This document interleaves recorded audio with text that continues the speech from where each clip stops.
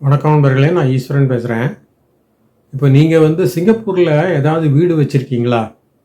வீடு வச்சுருந்து அதை வாடகைக்கு விட்டுருக்கீங்களா? ஃபுல் வீட்டையோ இல்லை ரூமையோ வாடகைக்கு விட்டு அதுலேருந்து ரெண்டல் இன்கம் வருதா? அப்படின்னா நீங்கள் அதை டேக்ஸில் நீங்கள் ஃபைல் பண்ணணும். இன்கம் டேக்ஸ் ஃபைல் பண்ணும்போது அந்த ரெண்டல் இன்கம்மை நீங்கள் டிக்ளேர் பண்ணணும்.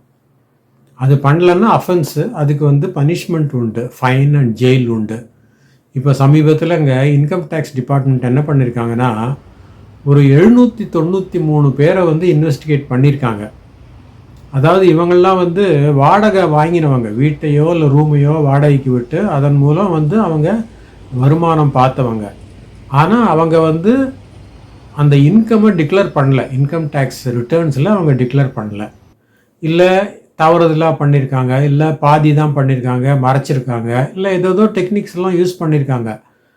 ஸோ இவங்கள்லாம் அதில் 422 பேரை அவங்க கண்டுபிடிச்சிட்டாங்க. இன்கம் டேக்ஸ் டிபார்ட்மெண்ட்டில் 422 பேர் ஏமாத்திருக்காங்க அப்படின்னு கண்டுபிடிச்சிட்டாங்க. இப்போ $4.8 மில்லியன் ஃபைன் போட்டிருக்காங்க. ஸோ கிட்டத்தட்ட ஒவ்வொருத்தருக்கும் ஒரு $10,000 ஆவரேஜாக ஃபைன் வரும்னு நினைச்சு, ஸ்லைட்லி மோர் தேன் $10,000 வரும். இது தேவையே இல்லைங்க. அதாவது அவங்க இதை அவாய்ட் பண்ணியிருக்கலாம்.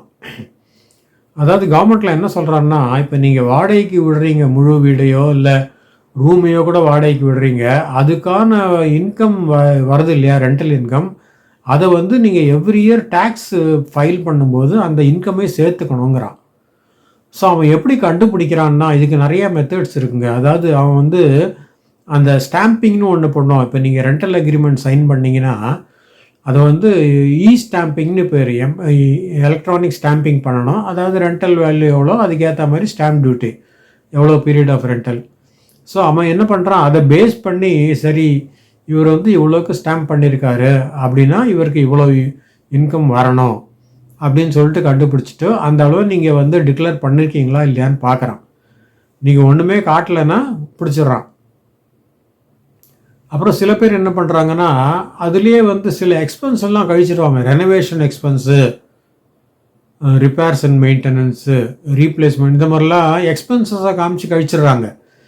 அதாவது இதெல்லாம் கொஞ்சம் தவறுங்க. அதாவது என்ன அவங்க கிளைம் பண்ணலான்னா, இப்போது வாடகைக்கு விட்டுருக்காங்க ஒரு டெனண்ட்டுக்கு, ஏஜென்ட் கமிஷன்னு கிளைம் பண்ணலாம். ஏன்னா ஏஜென்ட் மூலம் விட்டுருப்பாரு, ஸோ ஏஜென்ட் கமிஷன் பே பண்ணியிருப்பார், அந்த அமௌண்ட்டை கிளைம் பண்ணலாம். அப்புறம் மைனர் ரிப்பேர்ஸ் எதாக இருந்தால் பண்ணலாம். ஸோ இந்த மாதிரி தவறுதலாக ஃபைல் பண்ணுறவங்க it shows an attempt to evade tax, அதாவது டேக்ஸ் இவேஷன் அப்படிங்கிற மாதிரி கொண்டு போயிடும் மேட்டரை. இப்போ ஒருத்தர் $2,000 டேக்ஸ் வருது, அதை எப்படியோ அவர் என்னென்னமோ காமிச்சு அதை குறைச்சிடுறாரு, $2,000 சேவ் பண்ணிடுறாரு கட்டாமல். ஸோ இது அண்டர் டிக்ளேர்ட் அமௌண்ட். இதுக்கு ஈவன் 200% to 400% வரைக்கும் அவங்க ஃபைன் போடலாம். அதாவது 200%னா இப்போ $2,000 100%னா $4,000 ஆகும், 200%னா $6,000 ஆகும். ஸோ இவர் $4,000 ஃபைனாக கட்ட போகிறார் இவர். அது தவிர அவங்க ஒரு பெனல்ட்டி மாதிரி போடுவாங்க, $5,000 வரைக்கும் பெனல்ட்டி போடுவாங்க. அது தவிர ஜெயில் சென்டென்ஸும் கொடுத்தாலும் கொடுக்கலாம், 2 years வரைக்கும் கொடுத்தாலும் கொடுக்கலாம். ஸோ இதெல்லாம் நம்ம ரொம்ப ஜாகிரதையாக இருக்கணும் வாடகைக்கு விடுறவங்க.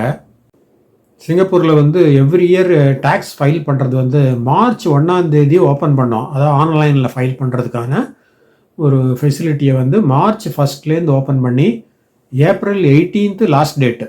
அதான் இந்த மாதம் 18க்குள்ளே நீங்கள் உங்கள் இன்கம் டேக்ஸை ஃபைல் பண்ணி ஆகணும். அதுக்கு மேலே எக்ஸ்டென்ஷன் கொடுக்க மாட்டான். ஃபைல் பண்ணலைன்னா அதுக்கான கான்சிக்வன்சஸ் வில் ஃபாலோ. எப்பவுமே போன வருஷத்துக்கான டேக்ஸ் ரிட்டர்ன்ஸை இந்த வருஷம் மார்ச் 1 ஏப்ரல் 18க்குள்ளே ஃபைல் பண்ணணும். அதாவது இது 2026 it is called a year of assessment. So year of அசஸ்மெண்ட்னா அவன் லாஸ்ட் இயர் இன்கம், அதாவது ஜான்வரி டு டிசம்பர் 2025, அதில் நீங்கள் ஏர்ன் பண்ண இன்கம்மை இந்த வருஷம் அசஸ் பண்ணுவான். ஸோ அதுக்காக தான் நீங்கள் ஃபைலிங் பண்ணுறீங்க ரிப்போர்ட்டு. இப்போ நீங்கள் எம்ப்ளாய்டாக இருக்கீங்க, சம்டைம்ஸ் அந்த எம்ப்ளாயர்ஸ் அந்த ஆட்டோ இன்க்ளூஷன் ஸ்கீம்னு ஒன்று இருக்குது, அவர் அந்த ஸ்கீமில் இருந்தாருன்னா அவரே உங்களோட இன்கம்மை ஃபைல் பண்ணிவிடுவார், நீங்கள் பண்ண தேவையில்லை. அன்லஸ் உங்களுக்கு வேறு ஏதாவது அடிஷ்னல் இன்கம் வருது, இந்த மாதிரி rental income, interest, dividend, royalty அந்த மாதிரி எதுவும் இருந்ததுன்னா நீங்கள் ஃபைல் பண்ண வேண்டி வரும். அதர் தேன் தட் எம்ப்ளாயி, அதாவது எம்ப்ளாயர் வந்து ஆட்டோ இன்க்ளூஷனில் இருந்தால் அவரே பண்ணிவிடுவார். இதில் வந்து மினிமம் $22,000 இருக்கணுங்க. அது கீழே இருந்ததுன்னா நீங்கள் ரிட்டர்ன்ஸே ஃபைல் பண்ண வேணாம். $22,000 income for the whole year of 2025 அப்படி இருந்ததுன்னா நீங்கள் ஃபைல் பண்ணணும். அது கீழே இருந்தால் பண்ண வேண்டாம். அன்லெஸ் அவங்களே வந்து ஏதாவது உங்களுக்கு லெட்டர் அனுப்பிச்சு இந்த மாதிரி நீங்கள் எப்படியும் ஃபைல் பண்ணுங்கள், உங்களுக்கு 22,000 கம்மியாக இருந்தால் கூட நீங்கள் ஃபைல் பண்ணணும்னு நாங்கள் சொல்கிறோம் அப்படின்னு அவங்க சொன்னாங்கன்னா அப்போ வந்து நம்ம ஃபைல் பண்ணி தான் ஆகணும். அதாவது சிங்கப்பூர் இன்கம் டேக்ஸ் ரேட்டெல்லாம் ரொம்ப ரீசனபிளாக இருக்குங்க. அதாவது ஒவ்வொரு நாட்டிலையும் பார்த்தீங்கன்னா 40%, 45% அந்த ரேஞ்சில் போகும். அதுவும் பெரிய இன்கம் வர வர இன்னும் அதிகரிக்கும் நிறையா. ஆனால் சிங்கப்பூரில் வந்து அதிகபட்சமாகவே 24% தான் இன்கம். நீங்கள் $1 million வாங்கினா கூட 24% தான் டேக்ஸ் வரும் உங்களுக்கு. ப்ரோக்ரெசிவ் ரேட்டுன்னு சொல்லுவாங்க. அதாவது முதல் $20,000 வந்து உங்களுக்கு டேக்ஸ் கிடையாது. அதுக்கப்புறம் ஒரு $10,000 வந்து 2% போடும், அதாவது $200 வரும். அந்த மாதிரி ப்ரோக்ரெசிவ் ரேட்டில் போயிட்டே இருக்கும். இதில் வந்து டேக்ஸ் ரெசிடெண்ட் அண்ட் நான் ரெசிடெண்ட்னு இருக்குங்க. அது டேக்ஸ் ரெசிடெண்ட்னா இப்போ சிங்கப்பூர் சிட்டிசன்ஸு, பிஆர்ஸு, அப்புறம் foreigners who are in Singapore for 183 days அந்த மாதிரி இருந்தால் they are considered as a tax resident. அப்படி இல்லாதவங்கள்லாம் வந்து நான் ரெசிடெண்ட்டாக கன்சிடர் பண்ணுவாங்க. அவங்களுக்கு வந்து கொஞ்சம் higher rate of tax will apply. இப்போ ஆனுவல் இன்கம் வந்து 20,000 இருந்ததுன்னா அதுக்கு டேக்ஸே கிடையாது. சப்போஸ் அதுக்கு மேலே ஒரு 10,000 வரைக்கும், 30,000 வரைக்கும் போச்சுன்னா அந்த எக்ஸ்ட்ரா 10,000க்கு 2% $200. ஸோ 30,000 இருந்ததுன்னா உங்கள் டேக்ஸ் $200 தான். இப்போ அடுத்த ஸ்லாப்பு, உங்கள் சேலரி வருஷத்துக்கு $40,000னாக்கா 30,000க்கு 200 கட்ட போகிறீங்க. அப்புறம் எக்ஸ்ட்ரா 10,000க்கு 3.5% தான், $350. ஸோ மொத்தம் வந்து $550 தான் ஆகும் உங்கள் சம்பளம் $40,000 இருந்தால் வருஷத்துக்கு. அப்படியே கீழே கடைசியில் பாருங்கள், $1,20,000 அதாவது மாதத்துக்கு $10,000 சம்பளம் அப்படி இருந்ததுன்னா உங்களுக்கு $7,950 தான் டேக்ஸ் வரும். 7,950. அதாவது உங்கள் மந்த்லி இன்கம் 10,000 அப்படி இருந்துச்சுன்னா. இதில் 4வது பாருங்கள், அதாவது $2,40,000 வருஷத்துக்கு. ஸோ $20,000 மாதத்துக்கு. அந்த மாதிரி இருந்தால் உங்கள் டேக்ஸ் வந்து 28,750. அப்படியே பாருங்கள், வருஷ சம்பளம் வந்து $5,00,000, அதாவது கிட்டத்தட்ட $40,000 மாதத்துக்கு. அந்த மாதிரி இருந்ததுன்னா $84,150 டேக்ஸு, 84,150. ஸோ இப்போ $1 million இருந்துச்சுன்னா உங்களுக்கு வந்து 1,99,150, கிட்டத்தட்ட 2 லட்சம் வைங்களேன், ரஃப்லி 20%. இந்த 1 million மேலே போச்சுன்னா அந்த எக்ஸஸ் அமௌண்ட்டுக்கு 24%. ஸோ இதில் நிறைய ரிலீஃப் கொடுக்குறாங்க. அதாவது சிங்கப்பூர் கவர்மெண்ட் வந்து நீங்கள் ரிலீஃப் நிறைய கிளைம் பண்ணலாம். இப்போ உதாரணமாக ஏர்ன்ட் இன்கம் ரிலீஃப்னு ஒன்று இருக்குது. சில நாடுகளில் வந்து ஸ்டாண்டர்ட் டிடக்ஷன்ஸ்பாங்க. ஸோ எடுத்த உடனே ஒரு சர்டன் அமௌண்ட்டை வந்து நீங்கள் டிடெக்ட் பண்ணிக்கலாம். இங்கே வந்து எப்படின்னு கேட்டிங்கன்னா $1,000 டிடெக்ட் பண்ணிக்கலாம். அதாவது 55 வயசுக்குள்ளே இருக்கிறவங்க $1,000 டிடெக்ட் பண்ணிக்கலாம். இப்போ 55 வயசுலேருந்து 59 வயசில் இருக்கிறவங்க வந்து $6,000 டிடெக்ட் பண்ணிக்கலாம். Standard deduction will be $6,000 for them. இப்போ 60க்கு மேலே இருக்கிறவங்க வந்து $8,000 வரைக்கும் ஸ்டாண்டர்ட் டிடக்ஷன் கிளைம் பண்ணிக்கலாம். இது வந்து இன்வேரியபிளி அந்த சிஸ்டமே உங்களுக்கு கொடுத்துரும் ஆட்டோமேட்டிக்காக. நீங்கள் கிளைம் பண்ணணுன்னு கூட அவசியம் இல்லை. அந்த சிஸ்டமே வந்து based on your NRIC, date of birth எல்லாம் வச்சு கால்குலேட் பண்ணி அதுவே கொடுத்துரும் உங்களுக்கு. இதே ஒருவர் வந்து ஒரு உடல் ஊனமுற்று இருக்கார், அதாவது அந்த மாற்றுத்திறனாளின்னு சொல்கிறோம் இல்லையா, அவங்களுக்கு ஏர்ன் ரிலீஃப் வந்து 4,000, 10,000, 12,000 கொடுக்குறாங்க. அதாவது 55 வயசுக்குள்ளே இருந்தால் 4,000, 55 to 59 இருந்தால் 10,000, 60க்கு மேலே இருந்தாக்க 12,000 அந்த மாதிரி கொடுக்குறாங்க. அப்புறம் வந்து உங்களுக்கு ஸ்பௌஸ் ரிலீஃப்னு கொடுக்குறாங்க. ஸ்பௌஸ் இருந்தாங்கன்னா சப்போஸ் அவங்க வந்து வேலைக்கு போனால் கூட $8,000 இருக்கணும் ஆனுவல் சேலரி. அப்படி இருந்ததுன்னா ஸ்பௌஸ் ரிலீஃப் கிடைக்கும். மேபி 1,000, 2,000 கிடைக்கும். அதேமாதிரி டிசபிலிட்டி ஸ்பௌஸ் இருந்தால் அதுக்கும் வந்து $2000 ஏதோ கொடுக்குறாங்க. இதெல்லாம் ரொம்ப ஒரு பாராட்டப்பட வேண்டிய விஷயங்க. அதே மாதிரி பேரண்ட்ஸ் ரிலீஃப்னு கொடுக்குறாங்க. உங்களுடைய பேரண்ட்ஸோ இல்லை உங்கள் ஸ்பௌஸுடைய பேரண்ட்ஸோ நீங்கள் அவங்கள மெயின்டைன் பண்ணுறீங்க, உங்களுடைய தங்குறாங்களோ இல்லை வேறு வீட்டில் தங்குறாங்களோ நீங்கள் மெயின்டைன் பண்ணுறீங்க அப்படின்னா அதுக்கும் வந்து அவங்க ரிலீஃப் கொடுக்குறாங்க. அதேமாதிரி கிராண்ட் பேரண்ட்ஸ் கேர் கிவிங் ரிலீஃப்னு ஒன்று கொடுக்குறாங்க. அதாவது தாத்தா, உங்கள் தாத்தாவோ இல்லை உங்கள் ஸ்பௌஸுடைய தாத்தாவோ அவங்க வந்து நீங்கள் அவங்கள மெயின்டைன் பண்ணுறீங்க, மாதம் மாதம் ஏதோ காசு கொடுக்குறீங்க, ஏதோ சம்திங் மெயின்டைன் பண்ணுறீங்கன்னா அதுக்காக நீங்கள் ரிலீஃப் கிளைம் பண்ணலாம் இன்கம் டேக்ஸ் ரிட்டர்ன்ஸில். அப்புறம் இல்ல பணிப்பெண் நீங்கள் வச்சுருந்தீங்கன்னா அவங்களுக்கு சேலரி கொடுப்பீங்க இல்லையா, $400 $500 what ever you are giving, அதில் வந்து சர்டன் பர்சன்டேஜ் வந்து அவங்க உங்களுக்கு கிளைம் பண்ணுறதுக்கு அலோவ் பண்ணுறாங்க. அஃப்கோர்ஸ் இது வந்து இந்த வருஷத்துக்கு அப்ளை ஆகாது, லாஸ்ட் இயரோட ஸ்டாப் பண்ணிட்டாங்க. ஸோ இந்த வருஷத்துக்கு வந்து அப்ளை ஆகாது. இயர் ஆஃப் அசஸ்மெண்ட் 2026க்கு நீங்கள் கிளைம் பண்ண முடியாது, அதையும் அவங்க மென்ஷன் பண்ணியிருக்காங்க. அதுக்கப்புறம் வந்து குவாலிஃபையிங் சைல்டு ரிலீஃப்னு பேர். உங்களுக்கு வந்து ஒரு 18 வயசுக்குள்ளே இருக்கிற குழந்தைங்க அந்த மாதிரி இருந்ததுன்னா ஒவ்வொரு குழந்தைக்கும் $4000 வரைக்கும் நீங்கள் ரிலீஃப் கிளைம் பண்ணலாம். ஸோ இதெல்லாம் வந்து உங்கள் டேக்ஸ் பேயபிள்லேருந்து கழிச்சிருவாங்க.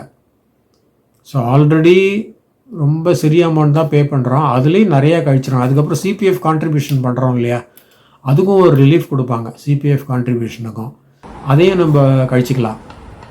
சிப்ளிங் ரிலீஃபும் கொடுக்குறாங்க. அதாவது உடன் பிறந்தோர் பிரதரோ சிஸ்டரோ யாராக இருந்தாலும் சப்போஸ் நீங்கள் மெயின்டைன் பண்ணுறீங்கன்னு வச்சுங்களேன் அவங்கள, அதுக்கும் வந்து நீங்கள் கிளைம் பண்ணலாம். இந்த மாதிரி நான் செலவு பண்ணுறேன், என்னுடைய சகோதரனுக்கோ சகோதரிக்கோ நான் செலவு பண்ணுறேன் அப்படின்னு சொல்லிட்டு அதுக்கு நீங்கள் கிளைம் பண்ணலாம்.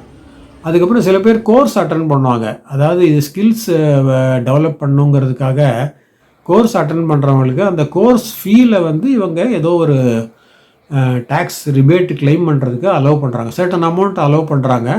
அதுவும் சர்டன் ரெஸ்ட்ரிக்டட் கோர்ஸ் தான், அதாவது ஸ்கில்ஸ் டெவலப்மெண்ட்டாக இருக்கணும். நீங்கள் வந்து நான் யோகா கிளாஸ் சேர்றேன், இல்லை பிலாட்டே கிளாஸ் சேர்றேன், அந்த மாதிரி லாங்குவேஜ் கிளாஸ் சேர்றேன், மேண்ட்ரின் கிளாஸ், அதுக்கெல்லாம் கொடுக்க மாட்டாங்க. ஏதாவது டெக்னிக்கல் குவாலிஃபிகேஷன் நீங்கள் அக்வயர் பண்ணிங்கன்னா அதுக்கு வந்து இன்கம் டேக்ஸில் நீங்கள் ரிபேட் கிளைம் பண்ணலாம். அப்புறம் நிறைய பேர் வந்து இன்சூரன்ஸ் எடுத்திருப்பாங்க, ஸோ லைஃப் இன்சூரன்ஸு, அதில் வந்து அந்த ப்ரீமியம்க்கு ஏற்ற மாதிரி ஒரு சர்டன் அமௌண்ட் வந்து அவங்க இன்கம் டேக்ஸில் நீங்கள் ரிபேட்டாக கிளைம் பண்ணுறதுக்கு அனுமதி கொடுக்குறாங்க. இங்கே வந்து அந்த ப்ராப்பர்ட்டி வாங்கி விற்றோம்னா ப்ராஃபிட் பண்ணுறோம் இல்லையா, அது சில நாடுகளில் வந்து கேபிட்டல் கெயின்ஸ் டேக்ஸ் அப்படின்னு ஒன்று போட்டுருவாங்க. இங்கே அது கிடையவே கிடையாது. நீங்கள் எவ்வளோ விலைக்கு வாங்குறீங்க, எவ்வளோ விலைக்கு விற்கிறீங்க, எவ்வளோ ப்ராஃபிட் பார்க்குறீங்க, அதெல்லாம் ஃபுல்லாக உங்களுக்கு தான். அதில் வந்து கவர்மெண்ட் வந்து டேக்ஸே போடாது. அதேமாதிரி லாட்ரியில் நீங்கள் ப்ரைஸ் வின் பண்ணுறீங்க, 4D டோட்டோ ஸ்வீப், அதெல்லாம் அதில் நீங்கள் எவ்வளோ $1 மில்லியன் ப்ரைஸ் வின் பண்ணால் கூட அதை டேக்ஸ் பண்ண மாட்டான். ஏன்னா it is not considered income, it's a windfall அப்படின்னு. இதெல்லாம் ரொம்ப நல்ல அம்சங்கள் இது மக்களுக்கு. அதனால் இப்போ வந்து நிறைய பேர் இந்த ரெண்டல் இதில் மாட்டிருக்காங்க இல்லையா, அட்லீஸ்ட்டு இப்போ வந்து இந்த அதாவது லாஸ்ட் இயர் ஏர்ன் பண்ண இன்கம்க்கு, அதாவது ஜான்வரி டு டிசம்பர் 2025 இந்த வருஷம் தவறாமல் ஃபைல் பண்ணிவிடுங்க. இப்போ நீங்கள் ஃபஸ்ட் டைம் ரெண்ட் பண்ணியிருந்தீங்கன்னா கூட இந்த வருஷம் வந்து நீங்கள் அந்த ரெண்டல் இன்கம்மை காமிச்சிருங்க, எவ்வளோ ரெண்டல் இன்கம் வருதோ அதை காமிச்சிருங்க. அதில் சில இந்த ஏஜென்ட் கமிஷன் கழிச்சிக்கலாம். அப்புறம் சில மைனர் ரிப்பேர்ஸ், அதாவது 15% of the rental income received அப்படியே ரஃபாக சொல்லியிருக்காங்க. It is not absolute. So அது நேச்சர் ஆஃப் தி ரிப்பேரும் பொறுத்தது. அதனால் நான் வந்து பெருசாக ரெனோவேஷன் பண்ணியிருக்கேன், அதை பண்ணியிருக்கேன், அதெல்லாம் கிளைம் பண்ண முடியாது நம்ம. ஸோ இந்த மாதிரி ஒரு ஜென்யூன் எக்ஸ்பென்ஸ் இருந்தால் அதை வந்து டிடெக்ட் பண்ணுறதுக்கு அவங்க அலோவ் பண்ணுறாங்க. அதனால் எப்படியுமே கண்டுபிடிச்சிருவாங்க. இப்போ நம்ம இன்கம்லேயே கூட வேறு ஏதாவது இன்கம், சப்போஸ் உங்களுக்கு ரெண்டல் இன்கம் வருது, டிவிடெண்ட் இன்கம் வருது, இன்ட்ரெஸ்ட் இன்கம் வருது, ராயல்ட்டிஸ் வருது, அந்த மாதிரிலாம் வந்தால் கூட இப்போ இருக்கிற சிஸ்டம் எல்லாமே ஒரு கம்ப்யூட்டரைஸ்டாக இருக்குது. அதனால் அவனுக்கு வந்து தகவல் தெரிஞ்சிடும். ஸோ நோண்ட ஆரம்பித்தான்னா கண்டுபிடிச்சிருவான். அதனால் நம்ம வந்து சொல்லாமல் விட்டுருவோம், தப்பிச்சிடலாம், டேக்ஸ் கட்ட வேணாம் அப்படின்னு நினைக்கவே கூடாது. ஏன்னா any time we can be caught. அதனால் எந்த ரிஸ்க்கும் எடுக்காமல் நாணயமாக வந்து நம்ம டிக்ளேர் பண்ணிட்டோம்னா நமக்கு நல்லது, நாட்டுக்கும் நல்லது. ஏன்னா அவங்க அதுதான் சொல்கிறாங்க, டேக்ஸ் வந்து நீங்கள் நேஷன் பில்டிங்க்கு நீங்கள் கான்ட்ரிபியூட் பண்ணுறீங்க அப்படின்னு தான் அவங்க சொல்கிறாங்க. அதையும் தான் நம்ம பண்ணணும். ஸோ நம்ம மீண்டும் இன்னொரு வீடியோவில் சந்திக்கலாம். நன்றி, வணக்கம்.